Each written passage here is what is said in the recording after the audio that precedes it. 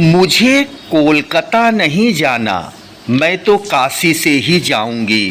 3 दिन पहले अधिक बिगड़ी थी बिमला पोद्दार की तबीयत।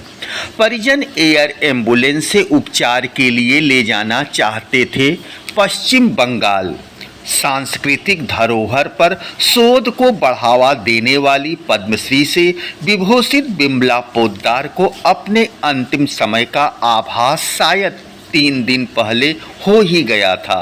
अचानक स्वास्थ्य बिगड़ने के बाद परिजन उन्हें बेहतर उपचार के लिए कोलकाता ले जाना चाहते थे। बिमला पोद्दार भारत की सांस्कृतिक धरोहर के शोध एवं प्रचार प्रसार के लिए समर्पित संस्थान ज्ञान प्रभा की संस्थापिका होने के साथ इसकी प्रबंध न्यासी भी थी।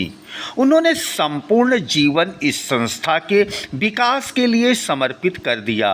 उनके प्रयास से ही ज्ञान प्रवाह ने न केवल सांस्कृतिक केंद्र के रूप में प्रतिष्ठा अर्जित की अपितु विश्व भर के विद्वानों का ध्यान खींचा।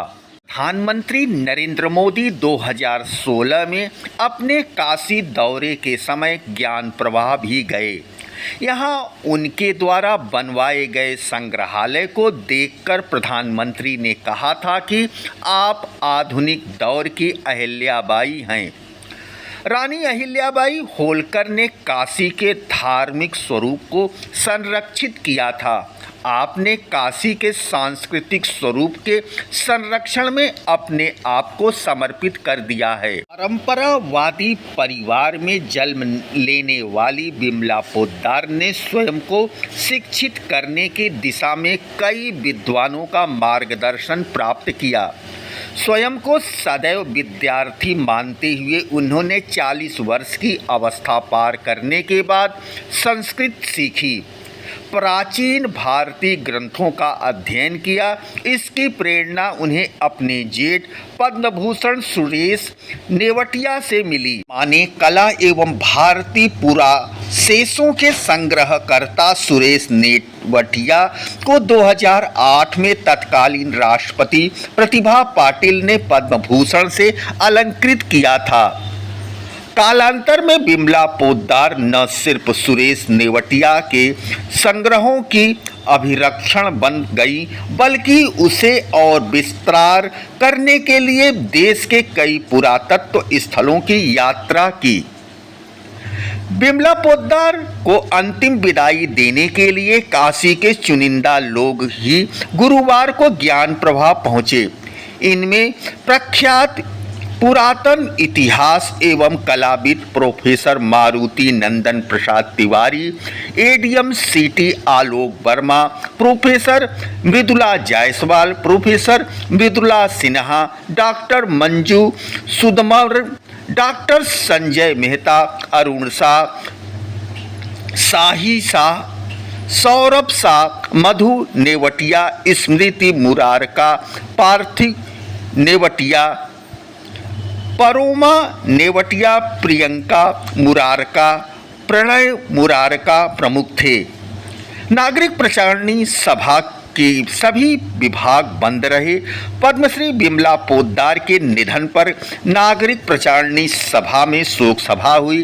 प्रधानमंत्री व्योमेश शुक्ल ने बताया कि उनके निधन पर आर्यभाषा पुस्तकालय सहित सभा के समस्त विभाग बंद कर दिए गए।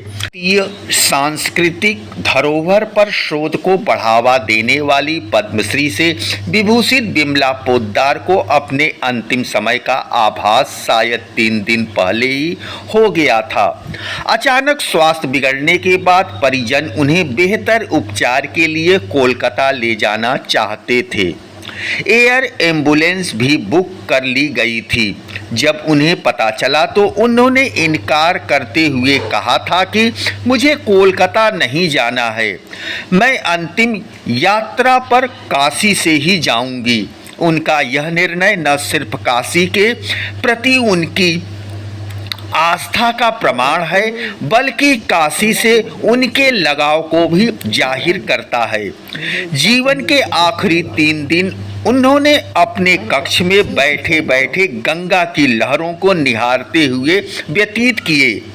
जीवन के 60 वर्ष पूर्ण होने पर सामने घाट स्थित ज्ञान प्रवाह में हुए समारोह में उन्होंने कहा था कि अब मैं काशी छोड़कर कहीं नहीं जाऊंगी।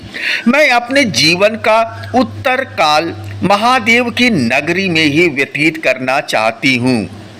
इसके बाद अगले 20 वर्षों तक उन्होंने अपनी बात पर अमल रखा। इन 20 वर्षों में परिवार में हुए 2-3 मांगलिक कार्यक्रमों में भाग लेने के लिए ही वह काशी से बाहर गई। 2015 में तत्कालीन राष्ट्रपति प्रणब मुखर्जी ने 30 मार्च को उन्हें पद्मश्री से अलंकृत किया था। वहीं 3 जनवरी 2022 को काशी विद्यापीठ की ओर से उन्हें डॉक्टर ऑफ डिलेट की